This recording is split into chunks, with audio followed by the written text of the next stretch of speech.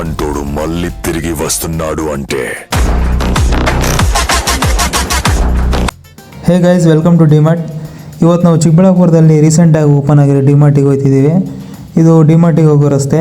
ಇಲ್ಲಿಂದ ಸುಮಾರು 1 ಕಿಲೋಮೀಟ್ರ್ ಇದೆ ನಮ್ಮ ಮನೆಯಿಂದ.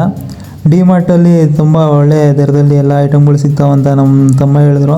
ಅದಕ್ಕೆ ಹೋಗಿದ್ದೀವಿ. ಒಳಗಡೆ ಹೋಗೋಣ ಹೆಂಗಿದೆ ಅಂತ ನೋಡೋಣ. ಇವಾಗ ಇದು ಪಾರ್ಕಿಂಗ್ ಸ್ಲಾಟ್. ಇಲ್ಲೆಲ್ಲ ಕಾರು ಬೈಕೆಲ್ಲ ನೀವು ಆಚೆನೇ ನಿಲ್ಲಿಸ್ಬೋದು. MRP ರೇಟ್ಗಿಂತ ಕಡಿಮೆ ದರದಲ್ಲಿ ಎಲ್ಲ ಐಟಮ್ಸ್ಗಳು ಸಿಗ್ತಾವಂತ ಹೇಳಿದ್ರು. ಅದಕ್ಕೆ ಒಳಗಡೆ ಹೋಗ್ತಿದ್ವಿ. ಇವಾಗ ಪಾರ್ಕಿಂಗಲ್ಲಿ ಆಗ್ಬಿಟ್ಟು ನಮ್ಮ ಗಾಡಿ ಒಳಗಡೆ ಹೋದ್ಮೇಲೆ ನೋಡೋಣ ಹೆಂಗಿದೆ ಏನಿದೆ ಅದರೊಳಗಡೆ ಅಂತ. ಸೊ ನಾವು ನನ್ನ ಬ್ರದರ್ ಇವಾಗ ಒಳಗಡೆ ಹೋಗ್ತಿದ್ದೀವಿ. ಇದು ಗ್ರೋಸರಿ ಐಟಮ್ಸ್ ಎಲ್ಲ ಒಂದೇ ಜಾಗದಲ್ಲಿ ಇಟ್ಟಿರೋದು.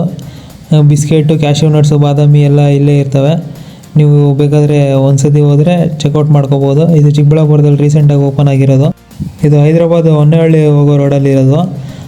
ಒಳಗಡೆ ಹೋದರೆ ಇಲ್ಲೆಲ್ಲ ಐಟಮ್ಸ್ ಎಲ್ಲ ಕಡಿಮೆ ದರದಲ್ಲೇ ಇದ್ದಾವೆ. ತೊಗೋಬೋದು, ಬಂದು ಒಂದ್ಸತಿ ಚೆಕ್ಔಟ್ ಮಾಡ್ಬೋದು. ಏನಿಲ್ಲ, ಏನು ತೊಗೊಂಡಿಲ್ಲ ಅಂದರೂ ಒಂದ್ಸತಿ ವಿಸಿಟ್ ಮಾಡಿ. ಚೆನ್ನಾಗಿದೆ ಅಟ್ಮಾಸ್ಫಿಯರ್ ಎಲ್ಲ 149, 129 ಇದ್ದಾವೆ ಬಟ್ಟೆಗಳು.